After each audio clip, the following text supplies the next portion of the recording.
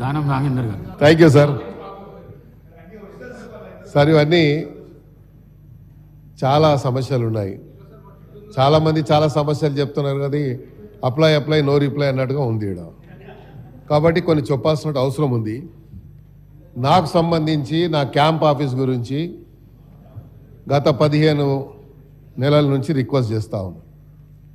ఆశ్చర్యంగా ఏంటంటే మేము అడిగిన క్యాంప్ ఆఫీస్ గురించి రెవెన్యూ డిపార్ట్మెంట్ దగ్గర సమాచారం ఉండదు, జిహెచ్ఎంసీ దగ్గర సమాచారం ఉండదు. మా నియోజకవర్గంలో ఒక ఈద్గా గ్రౌండ్ ఉంది, రోడ్ నెంబర్ 10లో ఈద్గా గ్రౌండ్ ఉంది అధ్యక్ష.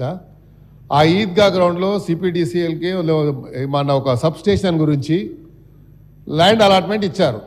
అక్కడ ఇప్పుడు రంజాన్ నడుస్తుంది, ఈద్గా గ్రౌండ్ అది. దాని పక్కకు వేరే ప్రభుత్వ స్థలం ఉంది. ఆ స్థలంలో కొంచెం నాకు క్యాంప్ ఆఫీస్కు స్థలం ఇవ్వమంటే అది వాళ్ళు ఐడెంటిఫై చేయలేకపోయారు. సబ్ స్టేషన్కు నేను లోకల్ ఎమ్మెల్యే ఉంటే నా నాలెడ్జ్ లేకుండా నేను ప్రివిలేజ్ నోటీస్ ఇస్తే కూడా యాక్షన్ తీసుకుంటారో లేదో అని చెప్పి మీది చెప్తా ఉన్నాను. ఎందుకంటే ప్రివిలేజ్ మోషన్ ఇచ్చేటువంటి నాకు నా హక్కు ఉంది కాబట్టి, నా ఫండమెంటల్ రైట్ కాబట్టి నేను చెప్పొచ్చు.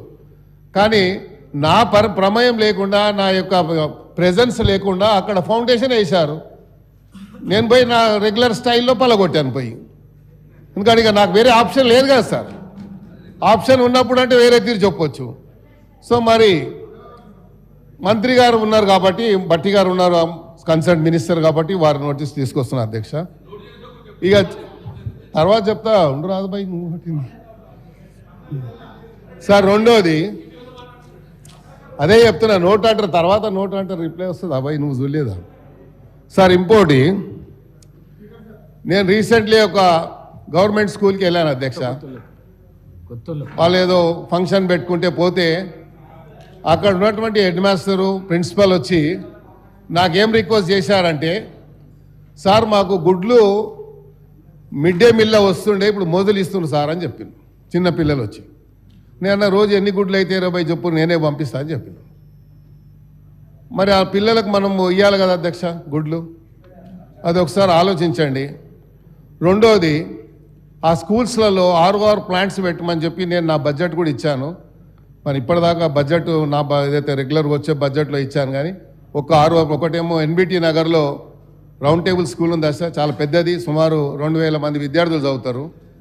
జూబ్లీహిల్స్లో అలాగే ఉంది, ఆడ కూడా ROR ప్లాంట్ అడిగాను, అవ్వలేదు.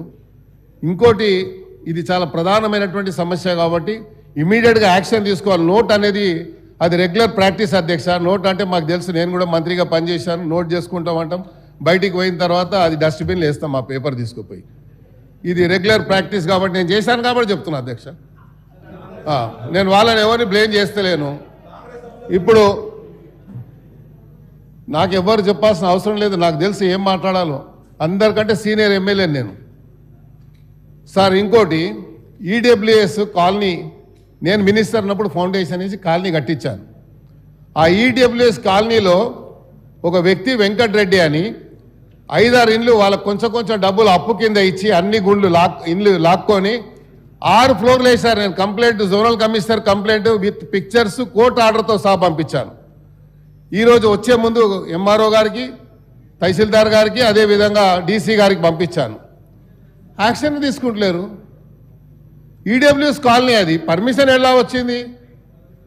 ఇక్కడ కిట్టుకు ఏంటంటే మా దగ్గర ఉన్న టౌన్ ప్లానింగ్ ACP చిన్న పేపర్స్ పెట్టుకున్నారు. మొన్న ముఖ్యమంత్రి గారు చెప్పారు వారి కన్సర్న్తో. అలాంటి వాళ్ళు ఏం చేస్తారు, వాడే సొంతగా స్క్రీన్ ప్రింటర్ దగ్గరకు పోయి పేపర్ తీసి ఇక్కడ ఇల్లీగల్గా కన్స్ట్రక్షన్ ఫోటో తీసి అది CCPకి ఒకటి ACPకి ఒకటి పంపిస్తాడు. దీని మీద యాక్షన్ తీసుకుంటారు. మళ్ళీ వాడు కాంప్రమైజ్ అయిపోయి బిల్డింగ్ కట్టేస్తాడు. ఇది నడుస్తుంది కాబట్టి దయచేసి మీ సీరియస్ మ్యాటర్స్ ఇవి కాబట్టి ప్రభుత్వం తీసుకురావాలని బాధ్యత ఉంది కాబట్టి చెప్తా ఉన్నాను. మీరు అదే నోట్ చేసుకుంటారు, రెగ్యులర్గా చెప్తారు కాబట్టి అది మీ ఇష్టం, నేనేం దాన్ని చెప్పలేను. కాబట్టి ఇలాంటి ఎవరైతే సోషల్ మీడియాని మిస్యూజ్ చేసుకొని ఇలాగా అందరినీ బ్లాక్మెయిల్ చేస్తూ ఉన్నారు, ఇది చాలా హైదరాబాద్ సిటీలో చాలా పెద్ద ఎత్తున నడుస్తుంది. బిల్డర్స్ని చేస్తున్నారు, అట్ ద సేమ్ టైం డిపార్ట్మెంట్లో ఉన్నటువంటి GHMC అధికారులు అయితే వణికిపోతారు వాళ్ళతో.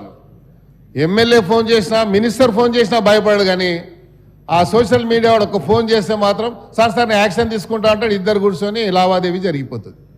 సో ఇవన్నీ జరుగుతున్నాయి కాబట్టి క్యాంప్ ఆఫీస్ విషయంలో సీరియస్గా తీసుకోండి. తర్వాత ఈ ఈడబ్ల్యూఎస్ కాలనీ ఏదైతే ఇల్లీగల్గా కట్టాడో అది ఇమ్మీడియట్గా డెమాలిష్ చేయాలి. ఎందుకంటే పబ్లిక్ అంతా వచ్చి నా మీద పడతా ఉన్నారు. క్యాంప్ ఆఫీస్ లేకుండా నేను హైదరాబాద్ సిటీలో ఉంటా కాబట్టి వందల మందితో డైలీ ఇంటరాక్షన్ ఉంటుంది అధ్యక్ష. వాళ్ళని కూర్చోబెట్టుకోవడానికి కూడా మనకు ఇబ్బంది అవుతుంది. కాబట్టి నా క్యాంప్ ఆఫీస్ గురించి కూడా దయచేసి మరి నోట్ చేసుకుంటారని చెప్తారు. కాబట్టి మీరు ఒక డైరెక్షన్ ఇవ్వండి. Thank you.